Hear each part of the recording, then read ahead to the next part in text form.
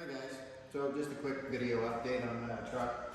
You pretty much clued in what we're going on. Welded this up, got the hinges working really good now. This is the wiring harness to the back, all the new stuff in there, hooked to the insulators. I ran it through the tail light, or through the frame. The frame's all touched up and cleaned up now. Got the side glass built, put in, fastened in here. The rubbers are all nice and tight now. Let's hope they stay there.